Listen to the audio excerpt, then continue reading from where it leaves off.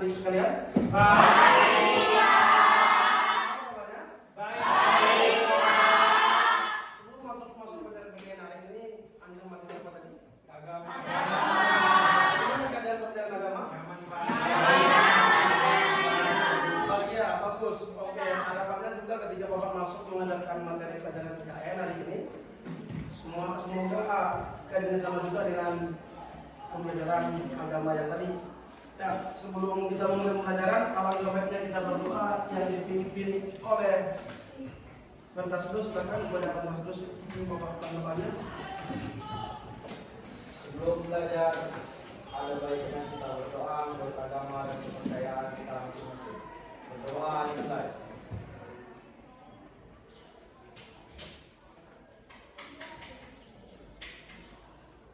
Berdoa selesai. Oke, terima kasih kepada Bandasdo. Ya, sebelum mulai pembelajaran, alangkah baiknya kita menyanyikan satu lagu nasional yang akan dipimpin oleh Angie.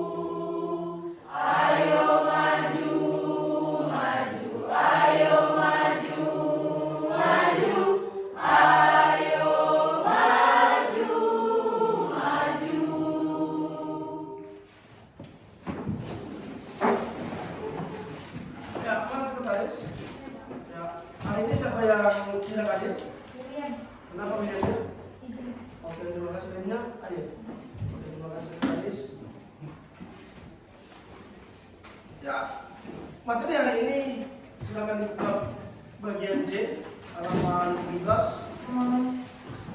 dengan judul Kedudukan Pancasila sebagai ideologi terbuka. Betul?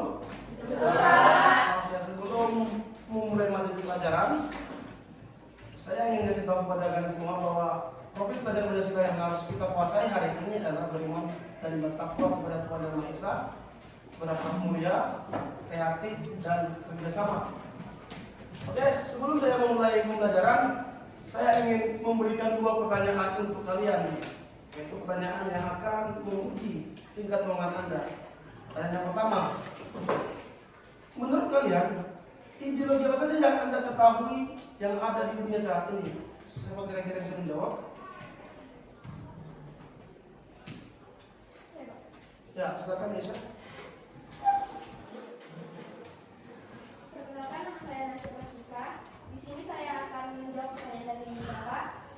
Yang saya ketahui, ideologi yang ada di dunia ini adalah yang pertama kapitalisme, liberalisme, komunisme, sosialisme, nasionalisme, fasisme, demokrasi, anarkisme, libertarianisme, feminisme, konservatisme, otoritarianisme, dan fasisme.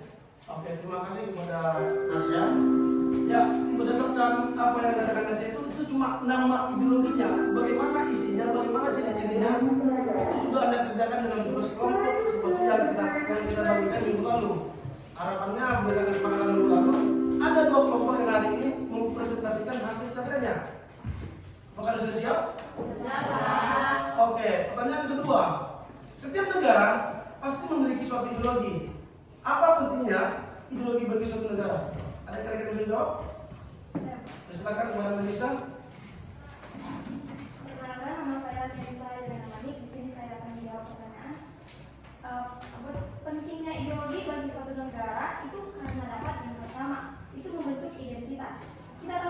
bahwa ideologi yang diterapkan itu dapat membentuk identitas suatu negara atau membuat ciri khas suatu negara sehingga negara kita ini dapat dibedakan dengan negara yang lain. Yang kedua yaitu menyatukan bangsa. Nah, ideologi ini ternyata berperan untuk mempersatukan suatu bangsa yang berarti menyatukannya ini menyatukan orang-orang dari berbagai golongan, ras, suku, agama, dan kelompok-kelompok lainnya. Nah, yang ketiga yaitu mewujudkan tujuan negara serta menjadi kerangka penyelenggaraan negara untuk mewujudkan cita-cita bangsa. Sebenarnya banyak lagi, jadi kita ambil kesimpulannya bahwa ideologi itu sangat penting bagi suatu negara. Nah, karena jika tidak ada ideologi dalam suatu negara itu, bisa dikatakan negara itu akan berantakan. Karena ideologi itu menjadi salah satu dasar untuk berjalannya suatu negara. Oke, ternyata jawaban yang luar biasa bagus ya. Ideologi merupakan dasar berdirinya sebuah negara. Tanpa ideologi negara itu tidak berjalan. Kenapa? Ideologi merupakan sumber hukum. Ideologi merupakan cara suatu negara dapat berjalan. Oke, untuk membahas materi bagian C dengan judul kedudukan Pancasila sebagai ideologi terbuka. Ya, kedudukan Pancasila sebagai ideologi terbuka ataupun ideologi negara. Seperti jawaban daripada Nasya Plastika tadi, ini nama-namanya saja. Oke, saya lanjut. Oke, Pancasila ideologi, Pancasila ideologi terbuka. Oke, mungkin Anda merasa pertanyaan ini sederhana, tapi tidak sederhana. Banyak orang di luar sana menanyakan, apa dasar Pancasila sebagai ideologi?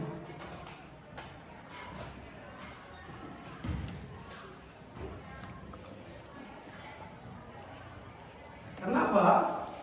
Sejarah bangsa mengatakan bahwa Pancasila, para pendiri bangsa atau pendiri bangsa kita atau pendiri bangsa kita tidak pernah mengatakan bahwa Pancasila itu ideologi. Mereka mengatakan bahwa Pancasila itu merupakan sebuah pandangan hidup, falsafah negara, ataupun keadaan negara itu sendiri. Tidak pernah pendiri bangsa kita mengatakan Pancasila itu ideologi. Tapi untuk menjawab pertanyaan ini, kita harus balik lagi ke awal bahwa secara etimologis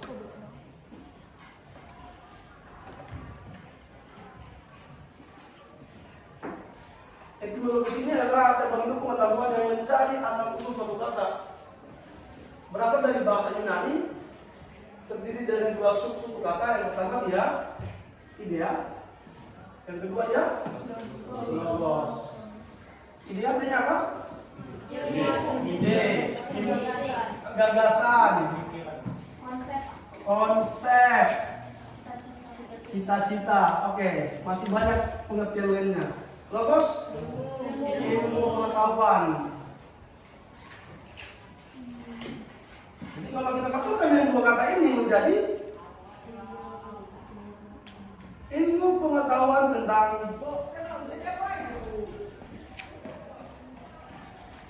ide, tentang gagasan, tentang konsep, tentang cita-cita. Jadi kalau ada di masa yang mengatakan apa dasarnya Pancasila dikatakan sebagai ideologi, dasarnya dari sini. Pengertian ideologi itu sendiri. Oke, kita baru cek Pancasila merupakan ide. Ide? Oke, ide. Gagasan? Gagasan. Konsep? Konsep. Cita-cita? Iya juga. Ya. Kenapa dikatakan ide? Karena pada saat sidang BPUPK pertama, pendiri bangsa mengadakan sidang BPUPK pertama membahas tentang dasar negara. Ada 3 tokoh kalau kalian masih ingat, yaitu Sukomo, Soekarno,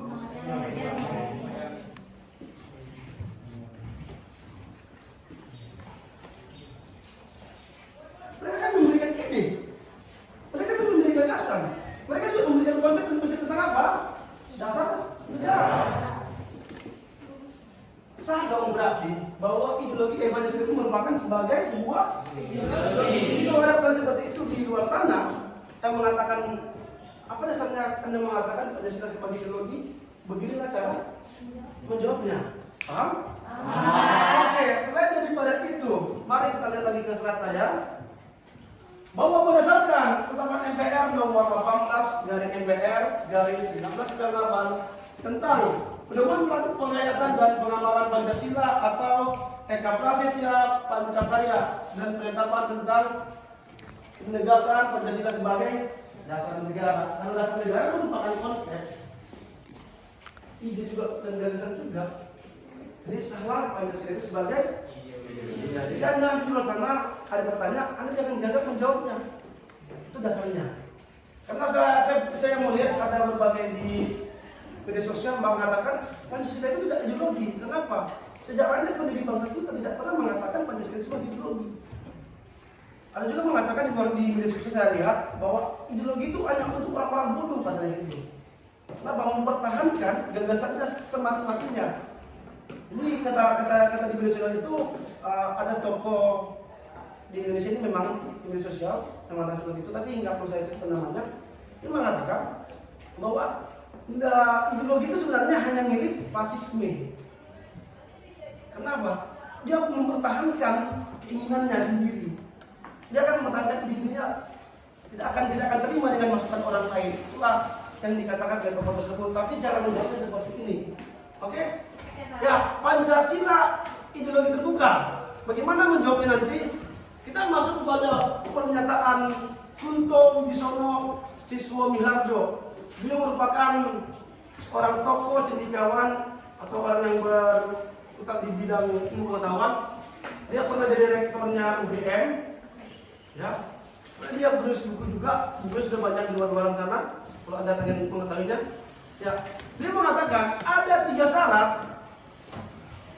Pancasila dikatakan sebagai ideologi. Yang pertama dia dimensi, yang kedua dimensi normatif, yang ketiga dimensi realitas. Mari kita periksa, pantaskah dikatakan bahwa Pancasila sebagai ideologi terbuka?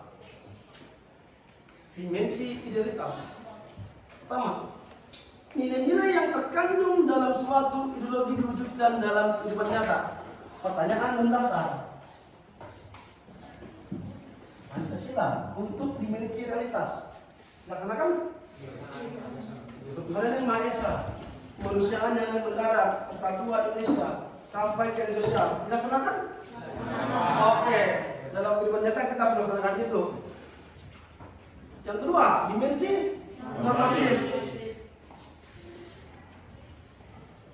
Ya, dimensi normatif merupakan nilai-nilai yang terkandung dalam suatu ideologi dijabarkan menjadi sistem norma dan atau peraturan yang mengatur perilaku dan tindakan masyarakat.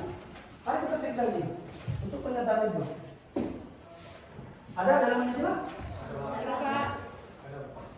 Oke, hierarki peraturan Indonesia. Saya singkat saja API. Yang tertinggi itu Pancasila. Baru turun dia Undang-Undang Dasar. Turun dia lagi MPR. Sampai nanti yang terakhir itu peraturan daerah kabupaten atau peraturan bupati. Puncak peraturan itu di sini nih, di Pancasila. Jadi ada pun peraturan di bawah ini kalau nggak sesuai dengan Pancasila gugur. Sah? Sah. Dimensi normatif. Dimensi realitas. Dimensi realitas merupakan nilai-nilai yang terkandung dalam suatu ideologi bersumber dari masyarakat atau hidup dalam masyarakat itu. Mari kita lihat tokoh di awal yang Supomo, M. Yamin, Soekarno. Kira-kira mereka pada saat sidang WTO yang pertama, adakah isinya dari luar negeri? Tidak ada. Semua isinya tentang Indonesia. Kenapa? Pancasila itu diambil dari masyarakat Indonesia sendiri. Saya di sini paham? Oke. Ada pertanyaan? Ada yang mau tanya? Ya silakan kepada saudari. Apakah suatu ideologi dapat diterapkan di berbagai negara? Oke, terima kasih. Pertanyaan yang bagus. Apakah suatu ideologi dapat diterapkan dalam suatu negara? Coba mari kita bayangkan hari ini Pancasila kita terapkan negara di mana ya? Mau di mana menerapkan ini? Amerika, Pak. Oke, USA, United States of America. Kira-kira apa yang berubah? Ideologi. Ya, ini Pancasila diterapkan di Amerika. Bagaimana? Apa yang berubah dalam masyarakatnya? Aturannya berubah? Iya, Pak. Belum tentu juga. Aturan tetap ada. Budayanya. Oke, budayanya terutama. Kenapa? Dulunya mereka liberal. Salah. Dulunya mereka liberal. Menjadi Pancasila. Kira-kira orang yang biasanya menuntut akal terlalu banyak, tanpa melakukan kewajibannya, berubah nggak budayanya? Berubah. Contoh lagi nih, kebiasaannya negara liberal itu tidak memerlukan kepentingan agama. Tiba-tiba jadi berpancasila.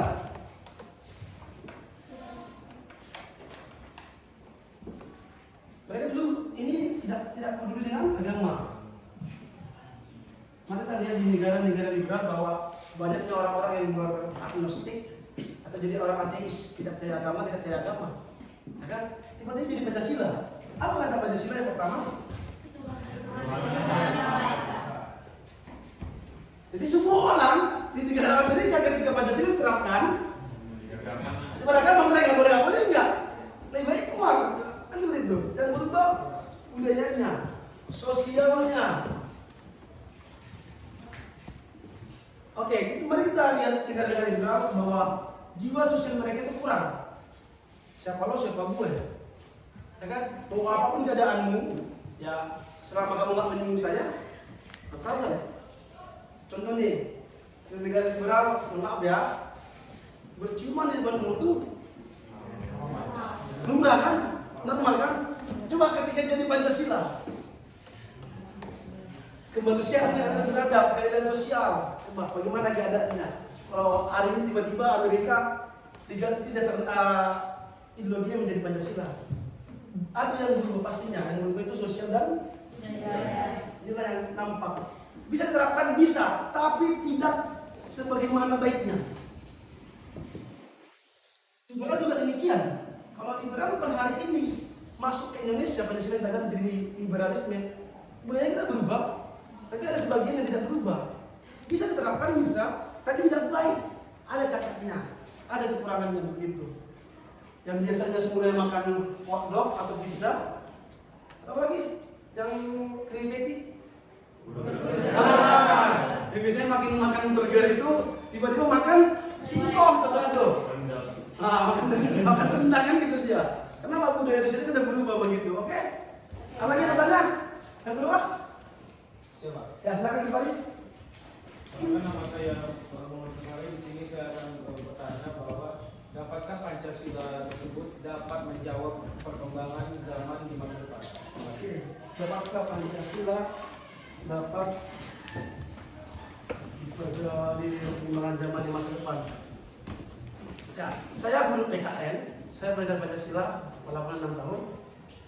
Jawaban ini bisa dijawab dengan keyakinan saya yang pasti. Bahkan sampai dunia runtuh, Pancasila akan bertahan. Kenapa? Sejarah membuktikan bahwa berapa tahun merdeka? 79 tahun. Kira-kira apa hal yang pernah terjadi di tahun Indonesia? Pernah dengar kata ini? Pernah kata ini? Pernah? Apa kira-kira? Oke, jawabannya bagus. Untuk perempuan, pernah dengar kata ini? Perempuan. Apa? Organisasi Bapak Merdeka. Pernah dalam dengar kata ini? RRI, Ernesta, dan lain-lain. Ini adalah proses pemberontakan. Pemberontakan apa? Pemberontakan untuk mengganti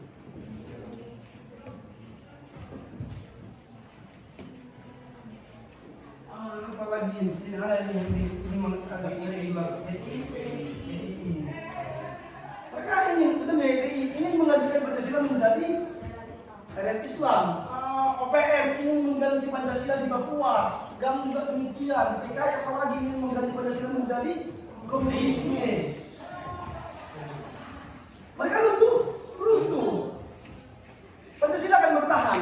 Berdasarkan bukti sejarah ini, saya bisa yakin dengan percaya diri bahwa Pancasila akan masih bisa bertahan, masih bisa menjawab perkembangan zaman. Walaupun per hari ini kita lihat banyak tokoh-tokoh negara kita banyak yang korupsi, banyak penyalahgunaan kekuasaan, sumber daya alam tidak diperbaiki. Nah, mungkin itu proses kita untuk jadi dewasa ke depan. Oke, habis? Oke, demikian untuk materi hari ini. Jadi untuk menjawab tujuan pembelajaran hari ini yang saya tanyakan tadi yang di awal, bahwa tujuan pembelajaran hari ini merupakan yang pertama, Anda mampu menganalisis kedudukan Pancasila sebagai ideologi terbuka dan mampu memetakan perbedaan ideologi Pancasila dengan ideologi lainnya di dunia. Oke, berdasarkan kesepakatan yang lalu, kelompok saya orang mana? Kelompok Melisa. Oke, kelompok Melisa silakan kepada kelompok Melisa bawakan karyanya dan bagaimana dan jelaskan kepada kami apa maksud karya kalian. Yuk, silakan kepada kelompok Melisa.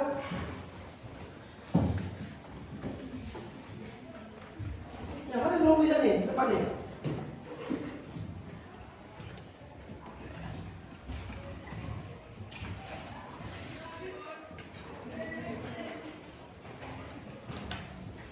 Ada 5 orang? Iya. Oke, ya. Selamat pagi teman-teman. Di sini kelompok kami mendapat tugas yaitu perbedaan ideologi Pancasila dengan ideologi fasisme dan juga konservatisme. Seperti yang dikatakan teman kita Nasya tadi, kami mengambil dua. Kami di sini menjelaskan mulai dari definisi fasisme, definisi Pancasila, definisi konservatisme, dan juga sejarah-sejarahnya, dan juga apa perbedaan Pancasila dengan kedua ideologi tersebut. Oke, Anda tim kalian itu menjelaskannya pakai video dulu. Oke, ya. Ini namanya nggak ada nggak? Maksudnya ngasih identitas apa kan nama karyanya ini? Ada. Segini buka aja gitu. Oke, di kelas lain juga ada juga buat kayak ini, tapi mereka kasih nama karya kami Paliban katanya tuh. Paliban. Namanya Paliban. Artinya apa tuh Paliban? Pancasila, liberal, dan anarkisme. Ya, keren ya? Mereka bikin nama. Karena tiga ideologi ini apa kira-kira yang bisa Anda buat? Papakun. Apa itu? Pancasila, fasisme, konservatisme. Oke, ya, keren. Oke, berkat. Sebelum mereka duduk, kita akan saksikan bagaimana mereka melalui video penjelasannya. Nanti Bapak akan kasih lembar penilaian rekan sejawat kepada kalian untuk menilai bagaimana keadaan, bagaimana karya mereka, bagaimana ide mereka. Oke ya? Oke, silakan kepada kelompok. Bisa duduk kembali. Ya, saya pernah tolong berikan kepada saya. Ada yang jawab semua, tolong berikan kepada saya.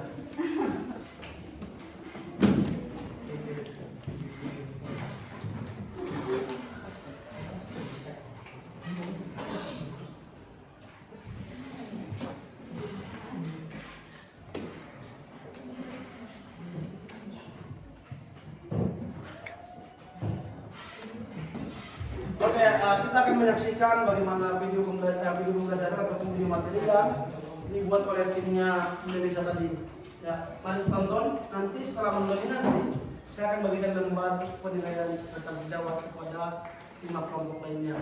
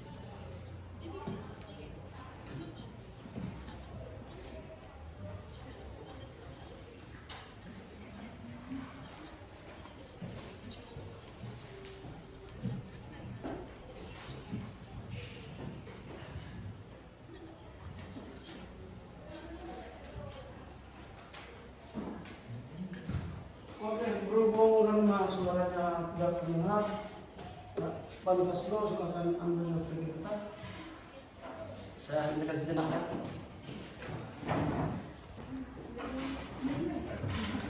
Ya, terima kasih Pantas Bro.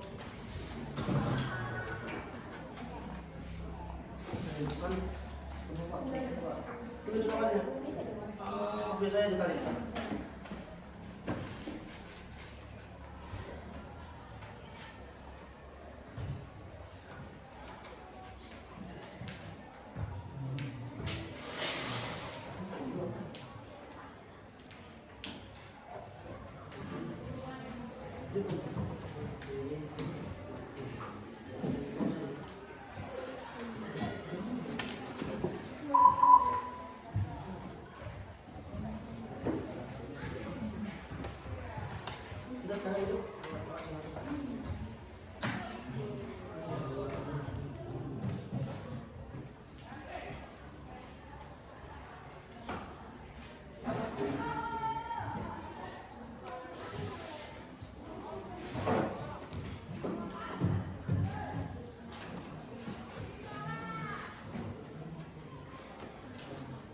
Ada maki nih?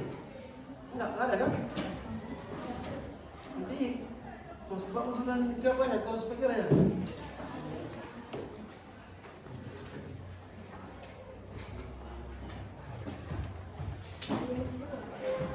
Tengok dulu.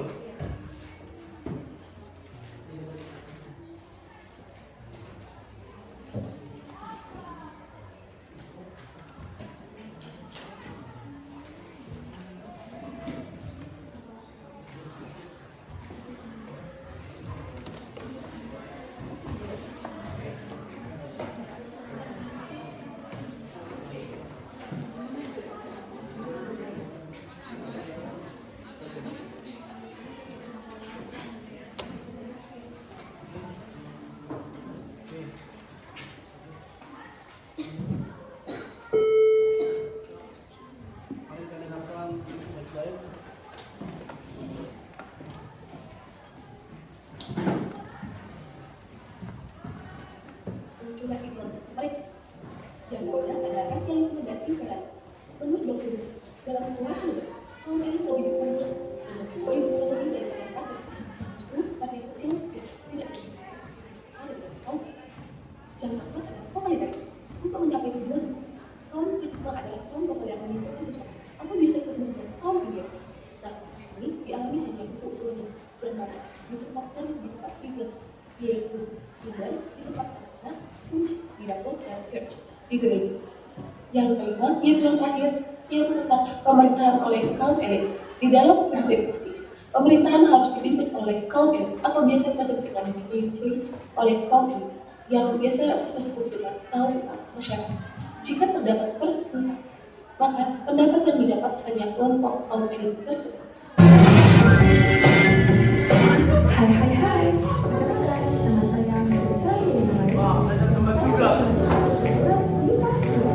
Di sini saya akan menjelaskan seputar sejarah ideologi Pancasila. Namun sebelum itu, saya ingin menjelaskan tentang apa sih itu arti ideologi Pancasila. Jadi, mari kita silakan sama-sama. Ideologi merupakan pandangan menurut sebagai cara mengenai segala sesuatu, akal sehat atau secara lain ide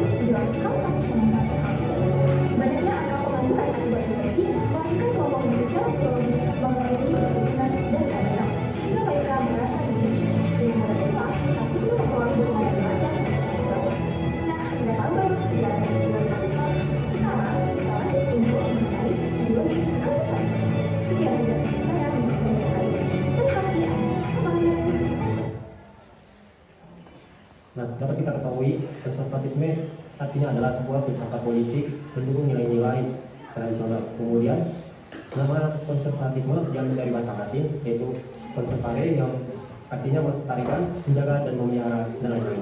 Tokoh pertama yaitu Samuel Francis. Samuel Francis mendefinisikan konservatisme sebagai bertahannya dan penguatan orang-orang tertentu, ungkapan-ungkapan keberadaannya dilembagakan dan diketahui. Yang kedua, Roger Scruton yang mendefinisikan konservatisme sebagai pelestarian ekologi, sosial, dan politik penunjangan yang tujuannya mempertahankan suatu organisme sosial di muka bumi. Yang ketiga, Andre Heywood yang mendefinisikan konservatisme sebagai rangkaian keyakinan atau prinsip, yaitu ada 5 keyakinan. Yang pertama adalah tradisi, ketidaksempurnaan, masyarakat organik, otoritas atau hierarki, dan juga properti. Kemudian setelah kita mengetahui beberapa definisi konservatisme dari 3 tokoh, kemudian kita lanjut ke kriteria konservatisme. Yang pertama adalah konservasi tradisi. Nah, yang pada konservasi tradisi kita harus mengetahui pentingnya mempertahankan dan melestarikan tradisi serta nilai-nilai tradisi dan institusi. Kemudian yang kedua adalah perubahan yang lambat. Nah, pada perubahan konservatisme dilakukan secara bertahap, yaitu dari diaktif ke revolusioner. Ketiga adalah otoritas atau hierarki yang artinya mendukung kebenaran struktur sosial yang lebih mapan. Kemudian yang keempat adalah individualisme yang terbatas. Nah, pada konservatisme itu menekankan ke kolektif dan bukan individualisme orang-orang. Yang kelima adalah konservatif dalam bidang sosial dan ekonomi. Nah, mendukung pasar bebas dan campur tangan pemerintah adalah tujuan konservatisme. Kemudian ada yang keenam adalah anti-revolusi. Anti-revolusi maksudnya pemerintah menentang perubahan sosial dan ekonomi serta revolusioner. Yang ketujuh yaitu nasionalisme dan patriotisme, yaitu artinya memprioritaskan kepentingan dan kebutuhan sebuah negara. Perkenalkan, nama saya Muhammad Ilawi. Di sini saya akan menjelaskan sejarah mengenai ideologi konservatisme. Di sini saya akan menjelaskan tentang individu sama contoh-contoh dari dalam ideologinya, tokoh-tokohnya sama saja, dan juga seperti istilahnya, pencetusnya, dan lain sebagainya. Pada akhir abad ke-18, yaitu pada masa revolusi Prancis di tahun 1849, konservatisme muncul sebagai sikap dan gerakan politik yang berbeda. Istilah penggunaan dari konservatisme itu diperkenalkan yaitu setelah tahun 1819 setelah dalam secara umum monarki hukum di Prancis sudah diberikan. Jadi bisa bilang orang-orang yang mengatakan atau memiliki negara politik konservatisme itu adalah orang yang mendukung monarki Prancis dan menolak terhadap revolusi Prancis. Yang dimana revolusi Prancis tersebut anti terhadap pemerintah monarki Prancis. Dan konservatisme itu mendukung monarki Prancis.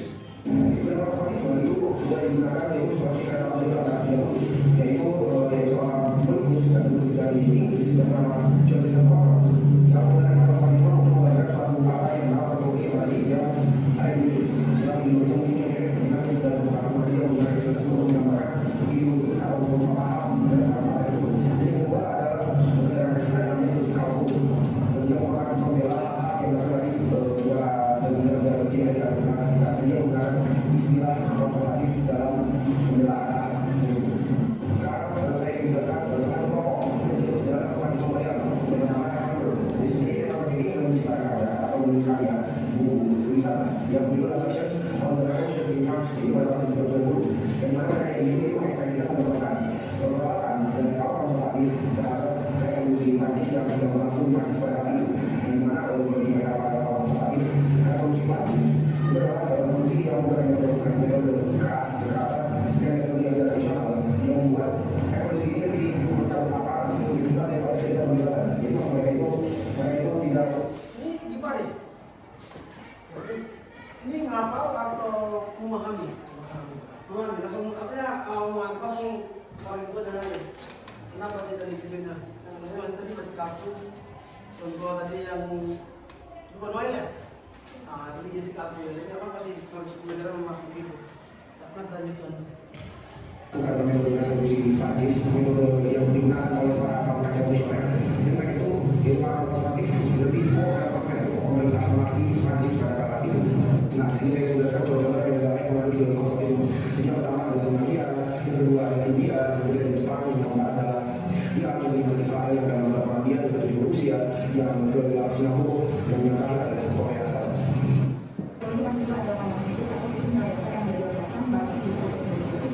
Ideologi yang bersifat radikal dan artinya isi dan manusia itu tidak bisa diubah kecuali pada iman tertentu.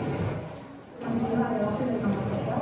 Pancasila adalah suatu jika saya akan menjelaskan prinsip dari ideologi Pancasila ada delapan, yaitu yang satu itu ketuhanan yang maha esa, di mana kita harus mempercayai ada Tuhan yang maha esa dengan agama masing-masing dan kepercayaan masing-masing. Yang kedua itu berasal dari falsafah, artinya Pancasila itu mempunyai pandangan hidup, tujuan, cita-cita yang berasal dari kekayaan moral, rohani, serta budaya. Yang ketiga itu landasan hukum, di mana juga saat ini mempunyai kenegaraan pemerintahan hukum yang dimana kita harus menaati peraturan yang ada di dalam dia. Yang ketiga itu demokrasi, di mana ideologi Pancasila mengatakan bahwa pemerintahan Indonesia itu bahwa sebelum pribadi. Nanti kita ceritakan juga bagaimana dari kita ini cerita panjang di mana Indonesia yang diakui oleh dunia sesuai dengan pengalaman. Untuk kreatif dinamis, yang dimana ideologi Pancasila itu memiliki kita untuk kreatif dinamis dalam menerapkan nilai Pancasila. Yang ketiga itu operasional, di mana ideologi Pancasila memiliki kita untuk tidak beroperasional. Yang keempat itu berdiri di Pancasila itu dirancang sesuai dengan keinginan bangsa tanpa keadaan campur manusia dengan apapun paksaan dari orang lain. Hari lahir Pancasila berawal dari peristiwa Sidang Badan Penyelidik Usaha-Usaha Persiapan Kemerdekaan Indonesia atau disebut dengan BPUPKI yang digelar pada 29 Mei sampai 1 Juni 1945. Dalam sidang BPUPKI yang berlangsung di Gedung Chua Sanyin atau kini dikenal dengan nama Gedung Pancasila itu, para tokoh seperti Muhammad Yamin, Supomo, dan Soekarno menyampaikan gagasan-gagasan mengenai dasar negara Indonesia merdeka.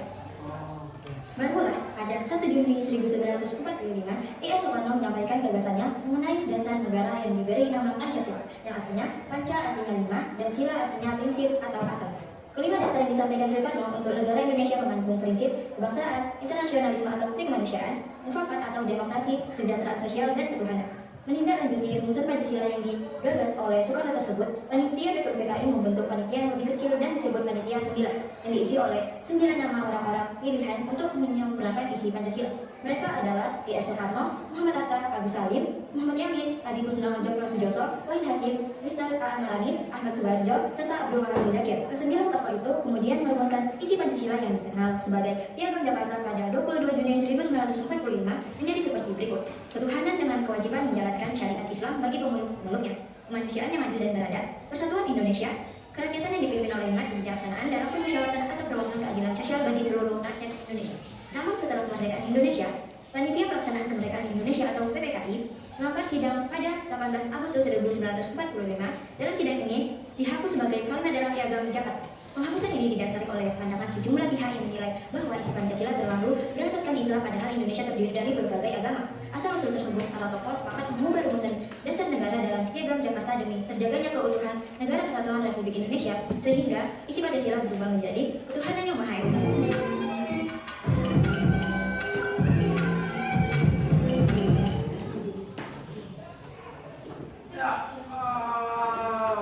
Sepertinya video itu cukup bagus, tapi ada kekurangan sedikit. Itu nggak ada perbandingannya. Dan perbandingannya kan, oke, untuk perbandingannya bisa jelaskan Mas itu. Oke, nanti mereka menjelaskan perbandingan antara Indonesia dan negara lainnya di dunia. Itu apa? Masih dengan konservatisme. Oke, nanti ketika mereka menjelaskan perbedaannya, saya akan bagikan pilihan dengan menjawab kepada ketua kelompok masing-masing. Nah, silakan depan. Ya, semua nanti bisa dari kami jelaskan, saya tanya jawab ya, silakan ditanya masing-masing kelompok satu pertanyaan. Karena kelompoknya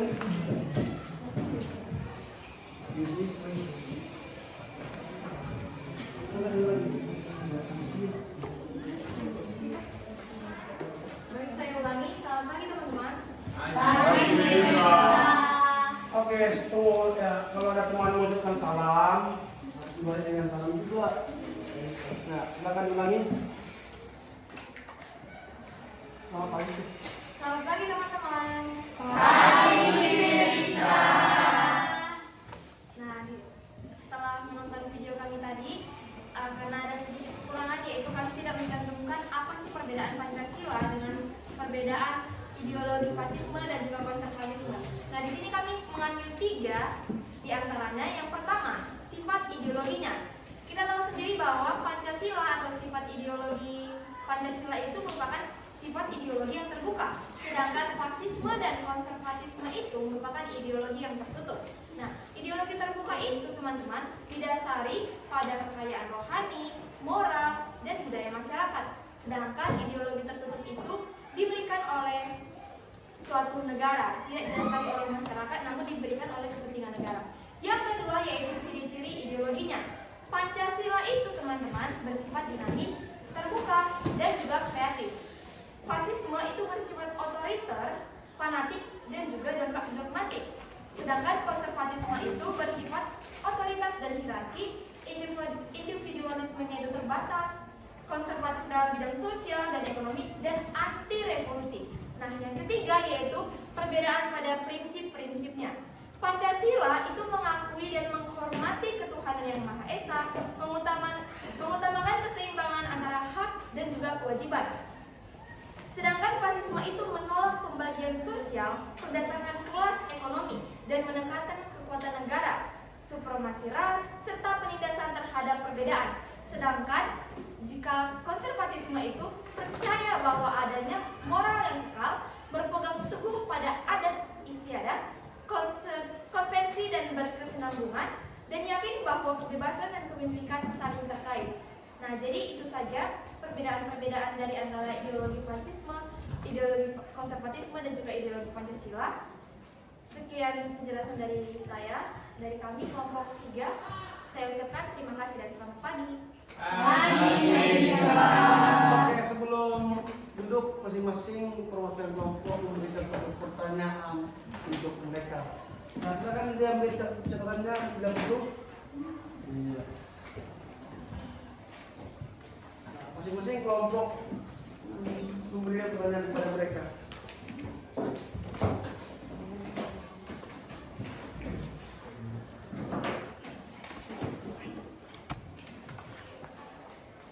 Udah, bukannya silakan. Kelompok 1, mana kelompok 1? Oke, ya silakan.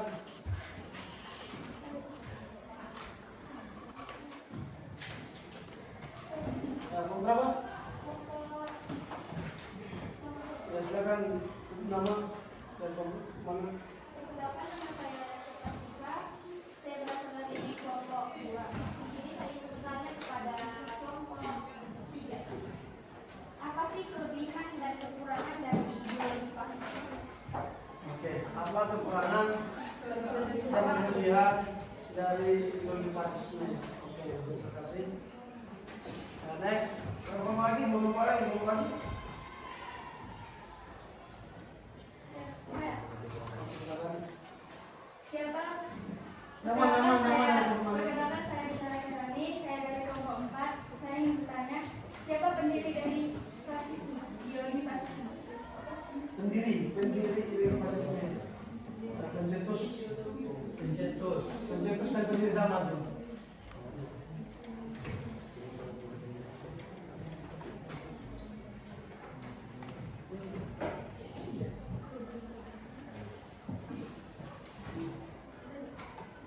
Oke, next. Lainnya.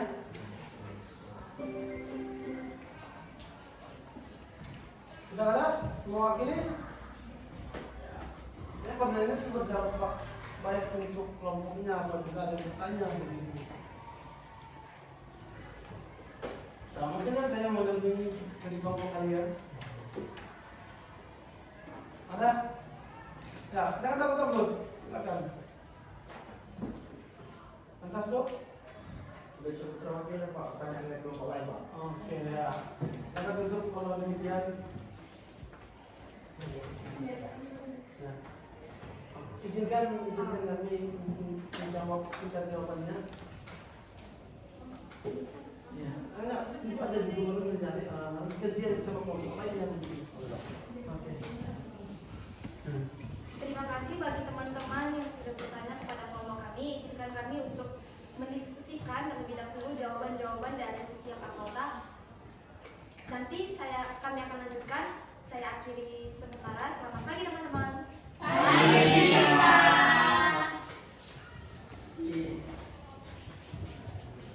Oke, sebelum masuk ke kelompok yang kedua presentasi, saya ada sedikit games. Ya. Bisa saya ajak semua? Oke. Ya. Tolong fokus kepada saya. Semuanya tolong fokus kepada saya. Nah, kata kuncinya konsentrasi. Kata kuncinya konsentrasi. Sekali lagi kata kuncinya konsentrasi. Oke, tangan ke atas.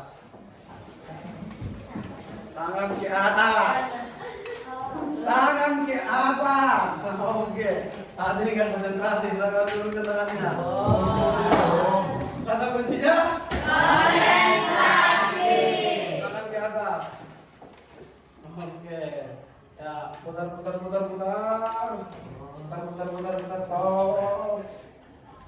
Stop. Masih ada yang lagi. Ya.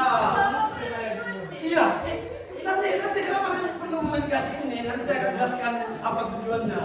Oke, tangan ke depan. Oke, tangan ke atas. Tangan ke kanan. Ke kanan. Nah, masih ada satu kan? Oke, tangan ke atas. Putar. Pegang mulut. Oke, ada yang salah? Enggak ada lagi. Coba tangan ke atas, putar. Stop. Oke, putar. Pegang hidung.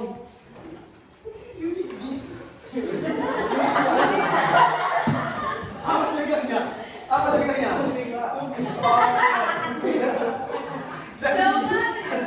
Oke.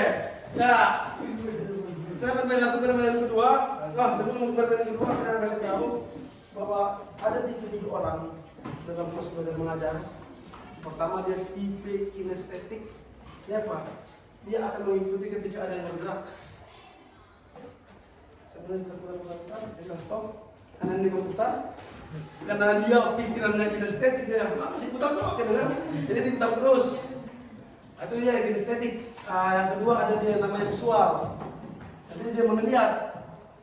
Ini orang akan menerima respon ketika dia melihat. Tadi saya bilang pertama jawab, tangan ke atas, saya gini kan? Itu dia nih. Oh, itu kayak gitu tuh. Dia nih. Oke? Ya, itu namanya visual. Ada namanya audio visual, itu pendengaran. Pas saya bilang tangan ke atas, dia ingat, ya, angkat ke atas ada. Ada orang seperti itu. Jadi ketiga bagian itu bisa dilatih.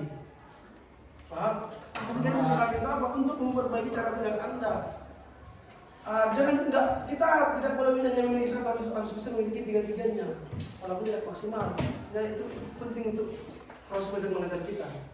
Oke, saya mau masuk ke permainan kedua. Sebelum masuk ke kelompoknya Nasya, ya silakan berdiri. Jadi ada pada masing-masing. Kalau temannya salah, katakan salah ya. Mereka temannya ya. Ya. Sudah, itu kita dapat. Nah, kata kuncinya pasti konsentrasi. Kata kunci pertama konsentrasi. Kata kunci kedua, Bapak bilang pegang mata, Bapak bilang pegang mulut, Bapak bilang pegang telinga. Hah? Oh, oke, aku bisa Bapak bilang pegang mata, pegang telinga. Dah, bagus. Konsentrasi. Nah, Bapak bilang pegang kepala. Bapak bilang pegang kepala. Bapak bilang pegang mata. Bapak bilang pegang mulut. Pegang bibir. Pegang telinga. Salah semua. Ini kok betul semua. Oh, itu betul. Ingat, kata kuncinya Bapak bilang pegang mata, pegang mata. Bapak bilang pegang telinga, pegang. Bapak bilang pegang mulut, pegang. Bapak bilang. Oke, lagi. Konsentrasi nih, pegang kartu nih, kartu si Angel. Ngapain? Oke. Coba kami coba saya pakai. Ya, Bapak bilang pegang pipi. Bapak bilang pegang jidat. Bapak bilang pegang kepala. Bapak bilang pegang bibir. Pegang telinga. Itu saya salah.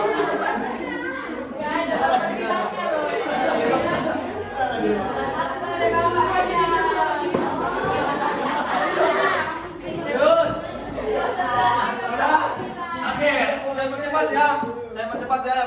Bapak bilang pegang mulut, Bapak bilang pegang mata, Bapak bilang pegang kepala, pegang rambut.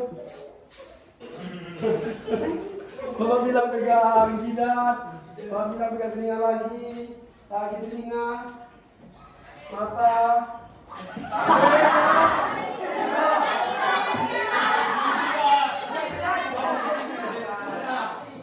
Ya, silakan kembali. Itu pentingnya orang menguasai diri tadi, kinestetik, visual, sama audiovisual, pendengarannya, sama matanya, pendengarannya, sama pergerakannya, dia harus dikuasai. Oke, jadi karena untuk permainan kali ini, ya, saya akan masuk ke bagian kelompok yang maju kedua, kelompok Nasya Prastika. Ya, silakan kepada kelompok Nasya Prastika. Dimulai saja.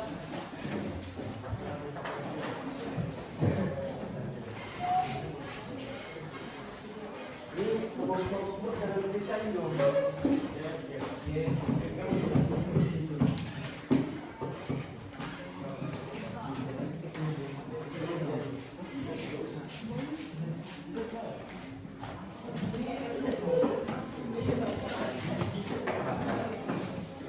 Oke, sini aja taruh nafas.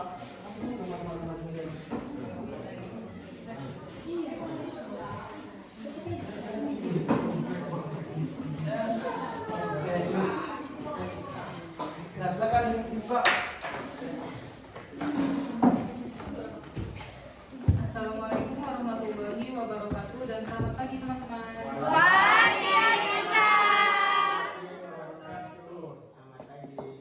Perkenalkan, kami dari kelompok 2. Di sini kami akan menampilkan karya kami yang bernama Lingpan Seto. Artinya itu adalah lingkaran perbedaan ideologi Pancasila dengan ideologi feminisme dan otoritarianisme. Dan di sini kami akan menayangkan penjelasan tentang materi ini di dalam bentuk video yang kami update di YouTube berupa video animasi. Sekian dari perkenalkan, saya yang bernama Disa Siregar. Saya Nasya Prastika. Saya yang bernama Albert Sultama. Saya Haris Fadilah. Saya Marcel Fernando. Sekian dari presentasi kami. Di sini kami akan menayangkan videonya. Kami akhiri dengan Assalamualaikum warahmatullahi wabarakatuh dan selamat pagi teman-teman. Waalaikumsalam warahmatullahi wabarakatuh dan selamat pagi Anissa. Oke, mari kita tonton video animasi dari kelompoknya Anissa Tahir and Friends. Nah, ini nama sebelum masuk ini nama kerennya apa nih Anissa? Lipan Keto. Jadi ini cocok di mana saja ya. Berapa biayanya? 30 juta?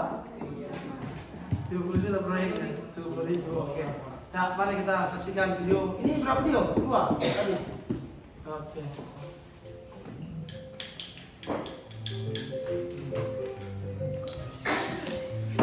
Itu gambar apa ya, Bu? Anak-anak dengan merupakan gambar dari feminisme.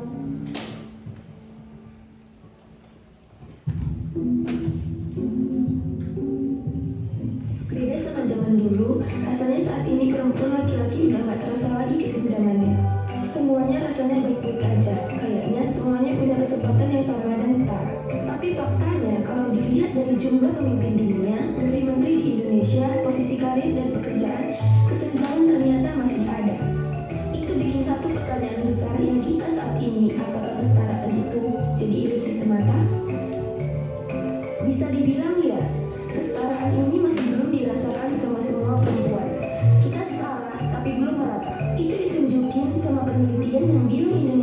posisi 85 dari 149 negara soal kesenjangan gender. Artinya, perempuan-perempuan di Indonesia masih ngadepin banyak masalah yang bikin mereka belum bisa benar-benar punya kesempatan yang sama.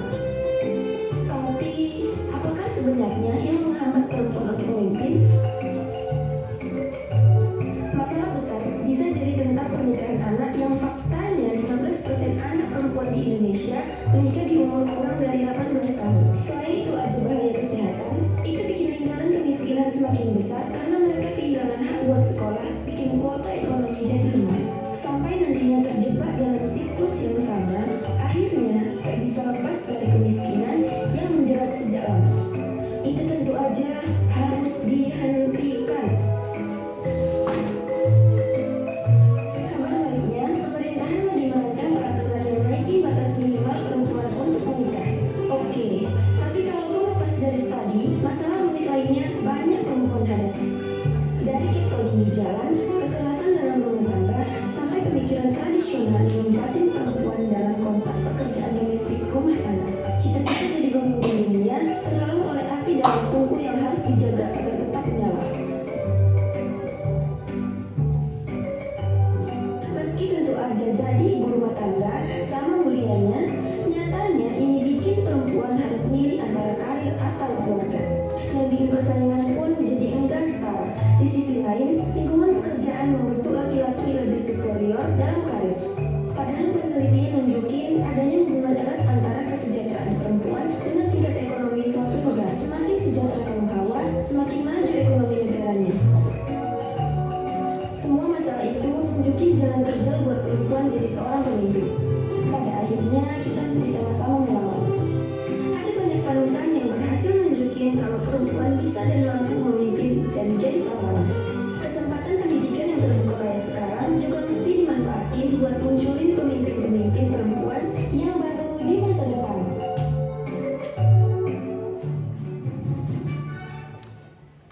Bu, adakah sejarah dari feminisme sehingga ideologi ini muncul?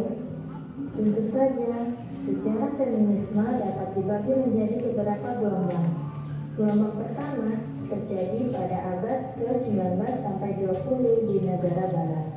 Gerakan ini berpusat pada perjuangan untuk mendapatkan hak politik perempuan, seperti hak untuk memilih dan dipilih dalam pemilihan umum. Gelombang kedua pada tahun 1960 yang mempertanyakan hak hukum dan sosial bagi perempuan. Dan gelombang ketiga pada tahun 1990 sebagai kelanjutan dan reaksi terhadap kegagalan feminisme gelombang. Ibu mau bertanya nih sama anak-anak ibu sekalian, apakah ada yang mengetahui perbedaan feminisme dengan Pancasila? Perbedaan feminisme dengan Pancasila? Apa ya, Bu? Jadi, perbedaannya ada 4 ya anak-anak. Yang pertama, ideologi. Feminisme adalah ideologi yang memperjuangkan kesetaraan antara laki-laki dan perempuan. Sedangkan Pancasila adalah ideologi yang mengikuti kesadaran sebagai makhluk Tuhan, makhluk yang gagah dan makhluk sosial. Yang kedua, tujuan. Feminisme bertujuan untuk membebaskan perempuan dari tumpuan agama, budaya, dan struktur kehidupan lainnya. Sementara itu, Pancasila mengikuti kesadaran sebagai makhluk Tuhan, manusia yang beradab dan makhluk sosial.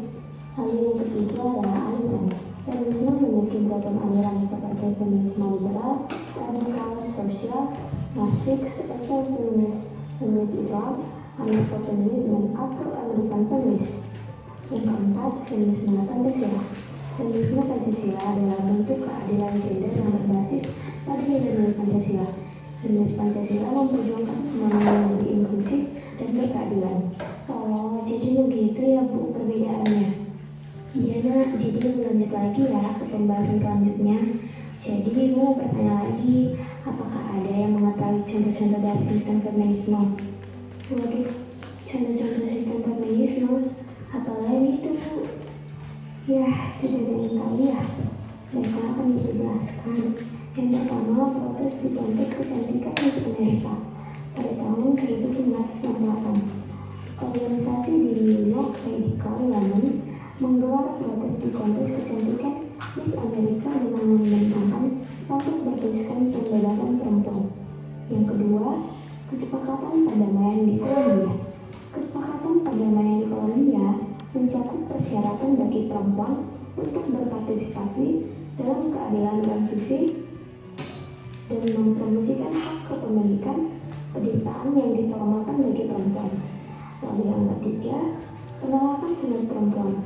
Feminisme radikal menolak sunat perempuan karena dianggap sebagai standarisasi moral perempuan lewat seksualitas. Oh, jadi itu Bu contoh-contoh dari sistem feminisme.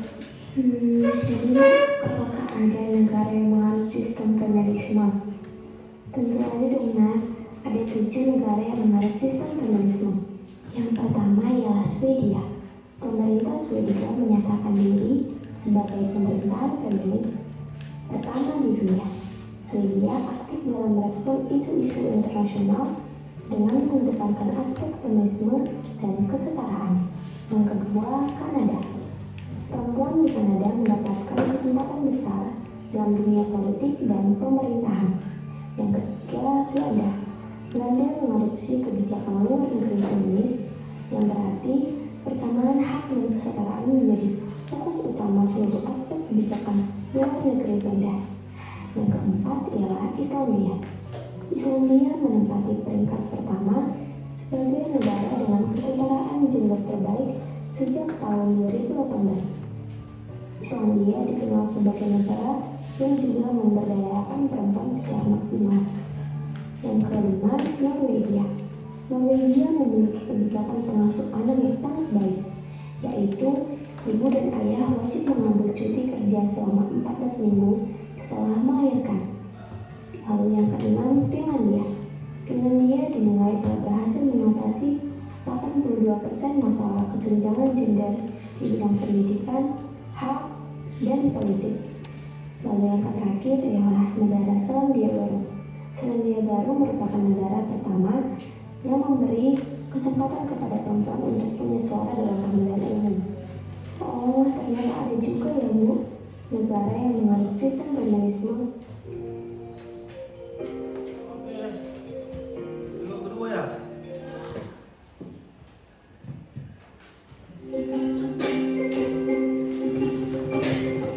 Otoritarianisme. Assalamualaikum anak-anak, selamat pagi. Hari ini kita akan memasuki pembelajaran mengenai otoritarianisme. Bu, saya ingin bertanya, ini gambar apa ya?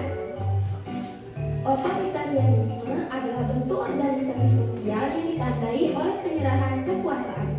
Ini kontras dengan individualisme dan demokrasi. Dalam politik, suatu pemerintahan otoriter adalah satu di mana kekuasaan politik terkonsentrasi pada satu pemimpin. Otoritarianisme biasa disebut juga sebagai paham politik otoriter, yaitu bentuk pemerintahan yang bercirikan penekanan kekuasaan hanya pada negara atau pribadi tertentu, tanpa melihat derajat kebebasan individu. Asal-usul otoritarianisme itu dari mana ya, Bu? Nah, asal-usul otoritarianisme memiliki akar yang sangat mendalam dalam sejarah manusia. Contoh-contoh awalnya dapat ditemukan dalam berbagai peradaban kuno. Misalnya, di Mesir kuno, para Fir'aun memerintah dengan kekuasaan absolut, menjadikan mereka otoritarian dalam bentuknya yang paling mendasar. Di Tiongkok kuno, pemerintahan otoriter juga berwujud dalam dinasti-dinasti seperti dinasti Qin dan dinasti Han. Terdapat beberapa faktor yang mempengaruhi kemunculan otoritarianisme di berbagai pemerintahan di dunia. Faktor-faktor pengaruh tersebut antara lain budaya, politik, dan ekonomi. Ada juga krisis atau perubahan sosial dan modernisasi. Faktor budaya seringkali memainkan peran penting dalam perkembangan otoritarianisme. Di beberapa masyarakat, nilai-nilai seperti hierarki, ketaatan, dan otoritas dijunjung tinggi. Budaya ini memungkinkan terbentuknya struktur kekuasaan yang otoriter, di mana individu atau kelompok tertentu dianggap memiliki hak istimewa untuk memerintah. Otoritarianisme juga dapat muncul sebagai respons terhadap krisis atau perubahan sosial yang signifikan. Ketika masyarakat mengalami ketidakstabilan politik, ekonomi, atau sosial, orang-orang cenderung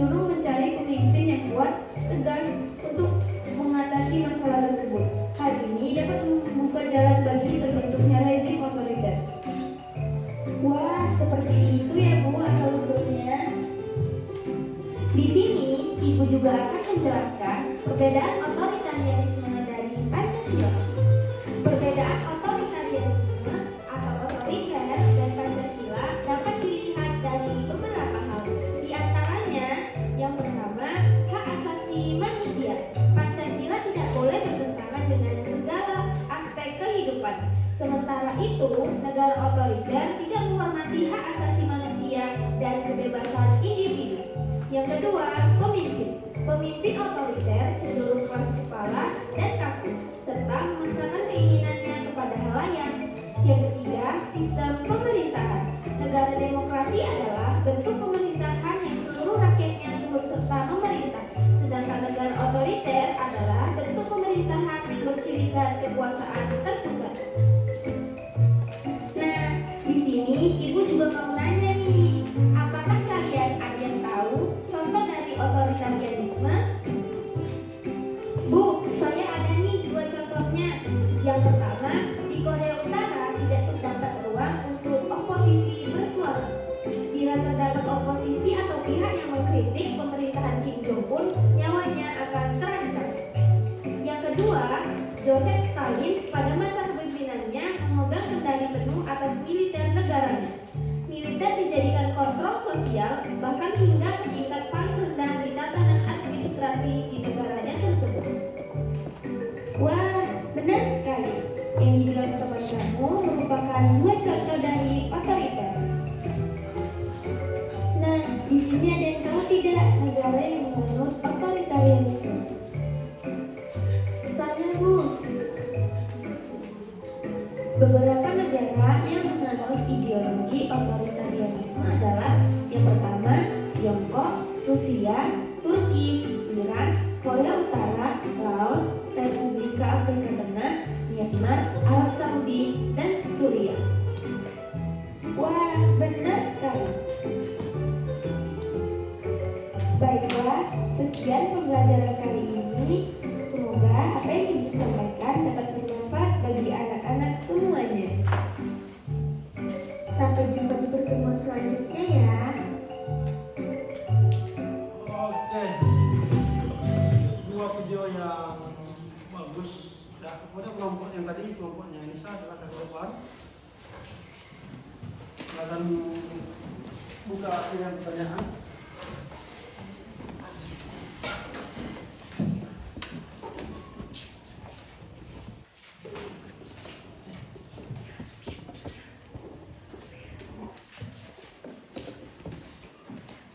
Baik teman-teman, sekianlah hasil video kami. Apakah ada yang ingin bertanya?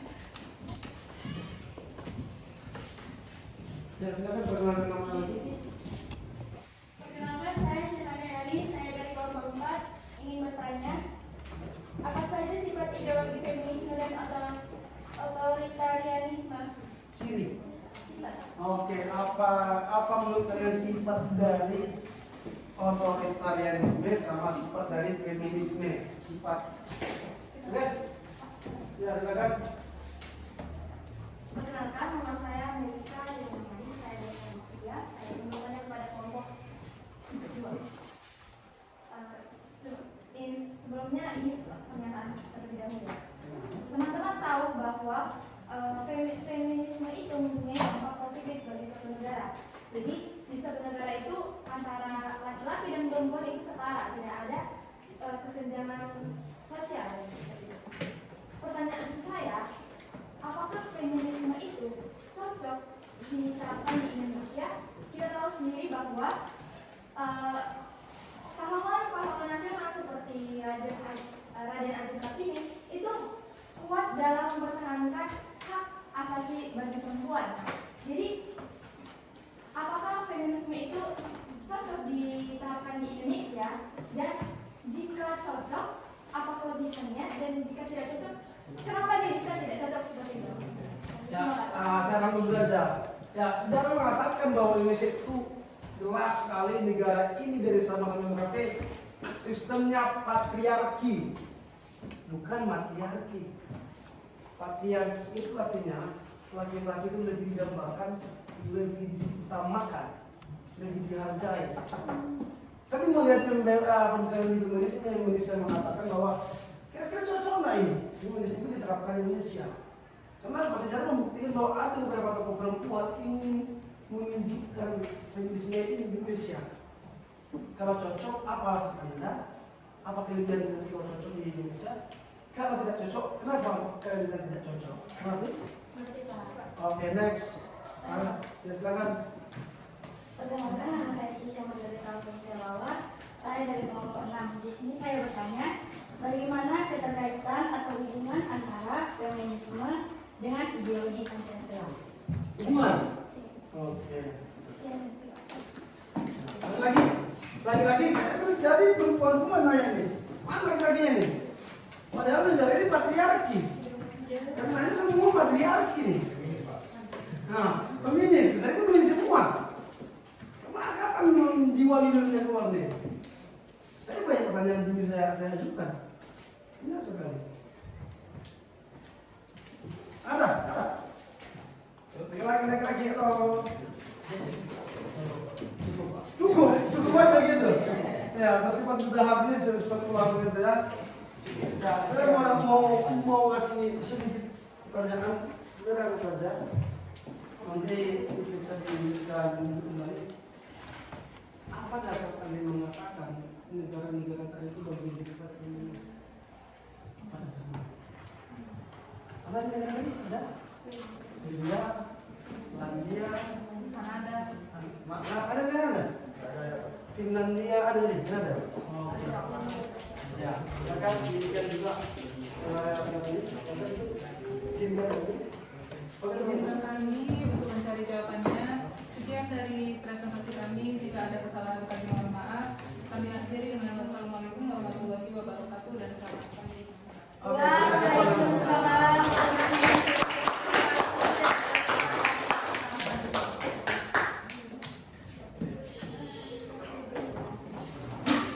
Oke, apakah kelompok dipelatih sama Melissa sudah siap menjawab?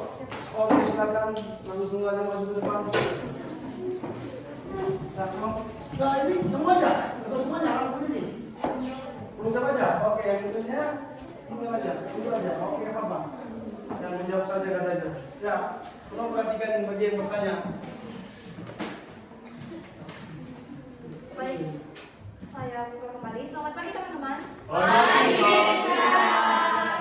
Di sini saya akan menjawab pertanyaan dari teman kita Syala Kairani, yaitu apa sih kelebihan dan kekurangan dari ideologi fasisme? Sebenarnya setiap hal atau setiap kegiatan, setiap bentuk itu pasti mempunyai kelebihan dan kekurangan. Nah, di sini saya akan membahas kelebihan terlebih dahulu, beberapa kelebihan dari ideologi fasisme. Yang pertama itu teman-teman, mengutamakan kesejahteraan rakyat. Nah, salah satu hal terbaik dalam ideologi fasisme itu dapat mensejahterakan rakyatnya. Ia berfokus pada pemerintahan negara. Nah, yang lebih uniknya lagi, jika suatu negara menganut ideologi fasisme, dia itu menggerakkan seluruh keuangan negara, keuangan pemerintahan untuk masyarakat. Nah, biasanya negara-negara yang menganut ideologi fasisme ini menyerahkan seluruh uangnya untuk misalnya tentara yang terlatih, seperti senjata-senjata yang baru, yang canggih, dan juga seperti kendaraan-kendaraan yang canggih untuk menghindari penjajahan asing. Nah, selain itu, negara yang menganut ideologi fasisme itu juga mengerahkan seluruh pengeluaran negaranya itu untuk peningkatan budaya, seperti membangun museum, membangun bangunan-bangunan bersejarah, dan juga dengan tujuan untuk mengesahkan negara yang menganut fasisme itu di mata dunia. Nah, yang kedua yaitu mempromosikan kesejahteraan sosial ekonomi. Dalam fasisme tidak ada namanya kaya dan miskin. Pemerintah dapat menuntut orang kaya untuk menyerahkan seluruh kekayaannya ataupun sebagian kepada orang miskin yang ada di negara fasisme tersebut. Nah, secara teoritis hal ini tentu menyebabkan pembubaran kelas atas ataupun kelas orang kaya dan kelas bawah ataupun kelas orang di bawah garis kemiskinan. dan membuat semua orang yang ada di dalam negara fasis itu setara, teman-teman. Itu merupakan keuntungan. Dan yang keuntungan yang ketiga yaitu mempercepat proses pengambilan keputusan. Di dalam negara fasis ini, teman-teman, yang mengambil alih negara itu adalah satu orang. Jadi segala keputusan yang ada di negara itu dapat langsung dilaksanakan jika pemerintahnya mengatakan ya, dan akan dilaksanakan tanpa adanya perundingan terlebih dahulu. Hasilnya, negara dapat bergerak maju tanpa penundaan dan menikmati manfaat dari kemajuan dan modernisasi. Sebenarnya masih banyak dampak-dampak positif, namun itu saja yang dapat saya sampaikan. Kita lanjut ke dampak negatif. Nah, tadi saya bilang satu orang yang memegang suatu negara fasis. Nah, kerugiannya itu yaitu membuka jalan bagi penyalahguna kekuasaan. Karena satu orang yang memegang seluruh kegiatan suatu negara itu dapat berdampak buruk bagi seluruh masyarakat yang ada di negara fasis tersebut. Yang lebih buruknya lagi, tidak hanya satu orang itu, teman-teman, yang dapat mengelola negara tersebut. Bisa teman-teman diktatornya, bisa keluarganya, bisa keluarga dekatnya, ataupun sekutu politiknya. Dan ini mereka dapat mengatakan apapun yang mereka inginkan tanpa harus diizinkan terlebih dahulu. Yang kedua yaitu menjaga orang menikmati kebebasan berbicara. Seperti yang disebutkan di atas tadi, fasisme itu tidak menoleransi kritik dan pertentangan. Mereka itu mengkritik dan menentang diktator secara terbuka, dapat dipenjara atau lebih buruknya lagi. Ya, kita tahu bahwa hukuman yang paling buruk dalam satu negara yaitu hukuman mati. Pada titik ini, hak asasi manusia itu tidak diprioritaskan lagi seperti yang ada di Indonesia, dan karena seluruh negara di bawah kendali diktator. Dan yang keempat yaitu dapat memperlebar jurang antara si kaya dan si miskin. Tadi saya katakan bahwa negara yang menganut ideologi fasisme itu tidak ada lagi namanya negara orang yang kaya dan orang miskin. Namun hal itu tidak selamanya terjadi. Banyak orang kaya yang dapat mempertahankan kekayaannya dan tidak diberi oleh orang-orang miskin. Jadi dia melakukan segala cara untuk mempertahankan kekayaannya tersebut. Sekian penjelasan dari saya untuk kelebihan dan kekurangan fasisme. Apakah Anda puas akan jawabannya? Saya tambahin sedikit lagi bahwa semua ideologi itu pasti punya kelebihan dan kekurangan. Kelebihan fasisme bagi saya yang paling utama itu sikap nasionalis orang-orang di sini. Apa kata pemerintahnya itu? Kata presidennya, hari ini kita akan berperang, siapkan dirimu siap. Salah satu negara yang menyatakan itu memang terbukti dengan nyata, namanya Hitler. Dia salah satu kepala negara yang fasis, Jerman. Karena semuanya omongannya, tidak boleh seperti itu. Ya, karena semua omongannya harus diikuti oleh semua masyarakatnya. Ketika dia mengatakan, ayo kita jajah Rusia, masa semua menjajah nih.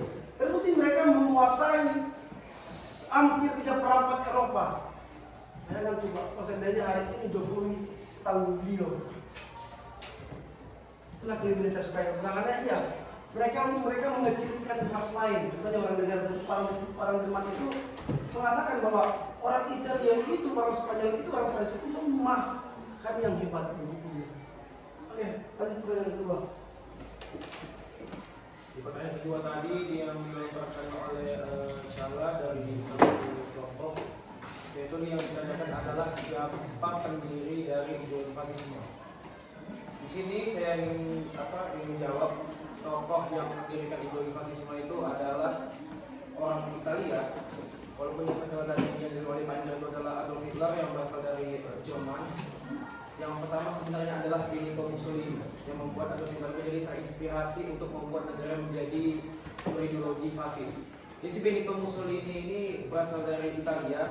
Dia menganggap bahwa Italia ini sudah, kalau bahasa kita itu sudah lama lah dizolimi oleh negara-negara sekutu, oleh Barat, karena apa yang dijanjikan tidak sesuai, apa yang dilakukan oleh Barat tidak sesuai apa yang dijanjikan. Jadinya mereka tersebut, yaitu kelompok yang kelompok fasis yang dipimpin oleh Benito Mussolini menjadi populer di benua Eropa, apalagi di Eropa bagian barat.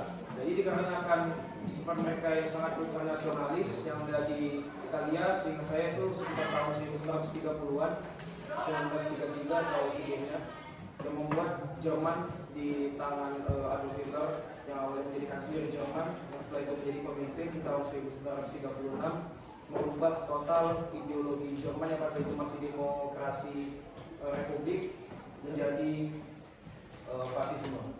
Ya, walaupun dari Jerman yang dimiliki oleh Adolf Hitler ini mengubah namanya menjadi Nazi dan ideologinya berubah menjadi Nazi, tapi tetap saja dasarnya adalah fasisme. Dan yang terkenal populer dari tokoh yang populer dari fasis ini adalah Adolf Hitler, tapi tetap pendirinya adalah Benito Mussolini dari Italia. Terima kasih. Ya, silakan lagi.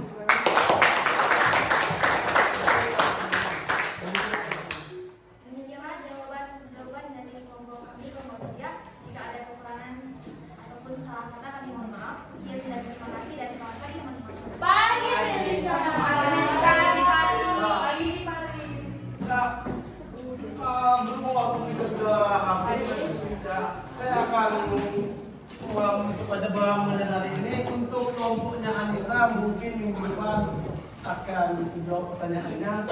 Jadi kita akan simpulkan pembelajaran hari ini bahwa adapun ideologi-ideologi dunia itu merupakan ideologi yang dapat yang memiliki kelebihan dan kekurangan. Tapi yang kita percayalah Pancasila merupakan ideologi terbaik daripada ideologi dunia.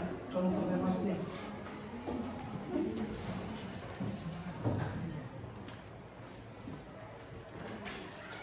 Ya, inilah hebatnya Pancasila yang harus kita lakukan ini. Ya, Pancasila itu lahir dari dalam diri orang Indonesia, kedudukannya sangat besar. Ini apa? Setiap dalam dirimu ada Pancasilanya. Coba, kemanusiaan Tuhan Yang Maha Esa beragama kita pasti ada. Kenapa? Pancasila itu merupakan dirimu sendiri. Ya, kita masuk ke sini nih. Secara nyata memang betul itu dari dalam diri manusia Indonesia, tapi Pancasila dapat juga diartikan bahwa lahirnya Pancasila ini tambahan pemikiran dari liberalisme, kapitalisme, sosialisme, nasionalisme, komunisme. Maka bilang, contohnya liberal, hak-hak manusia sangat ditinggikan. Indonesia adakah? Pancasila ada. Kemanusiaan yang ada? Masuklah. Artinya apa? Pancasila ini lahir dari mengambil kebaikan di sini dan kebaikannya, dan membuang buruknya, mengambil kebaikan dari sini dan membuang buruknya. Contohnya, kalau di sini buruknya apa? Tidak ada agama. Yes? Pancasila? Yes. Oke, ada. Yang baiknya di sini apa? Negara mengatur sumber daya alam, mengatur nilai seorang guru, mengatur harga pangan. Kalau di sini nggak boleh pemerintah mengatur. Yang mengatur apa?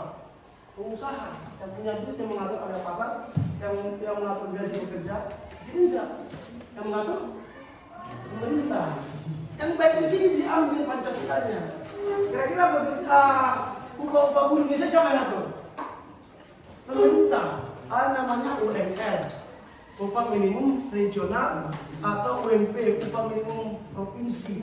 Jadi batas gaji itu ada. Kalau di liberal enggak ada batas gaji. Ya antara dia bekerja sama usahanya. Ternyata yang baik daripada komunisme, nasionalisme, sosialisme yang dimasukkan di Pancasila, yang buruknya dibuang, maupun kapitalisme dan liberalisme yang baiknya diambil, yang buruknya dibuang. Itulah untuk kesimpulan hari ini. Sebenarnya belum bisa disimpulkan secara benar karena masih banyak kelompok lainnya yang belum maju. Ada 3 kelompok lagi kan? Ya, untuk 3 kelompok lagi minggu depan kita mulai. Ya, ada sedikit proses pembelajaran hari ini yang kita kerjakan. Ya, tolong ditulis di bukunya masing-masing sesuai dengan draft yang saya buat ini. Hari Sitrik tanggal. Hari Sitrik tanggal.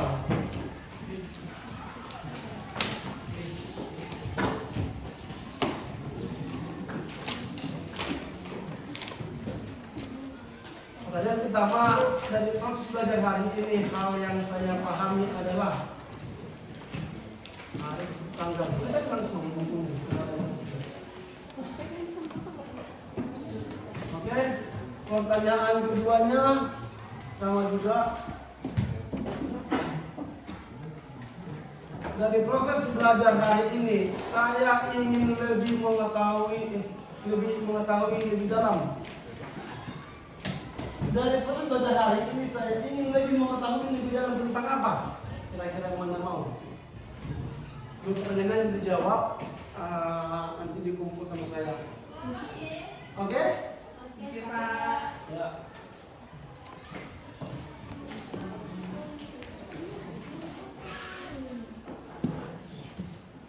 Oke, sampai jumpa di minggu berikutnya. Kira-kira minggu depan siapa yang mau maju? Mana yang mau maju? Nama siapa? Ayo, kelompok Nasya, alamak, jalan, lagi, kelompok Libaya. Oke, terima kasih ya. Demikianlah proses belajar hari ini. Silakan ke kelas. Mari kita tutup pembelajaran dengan doa.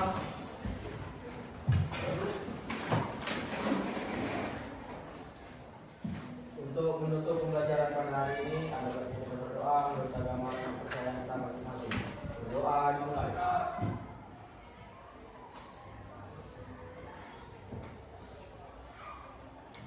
Berdoa selesai. Bapak Guru kita beri salam.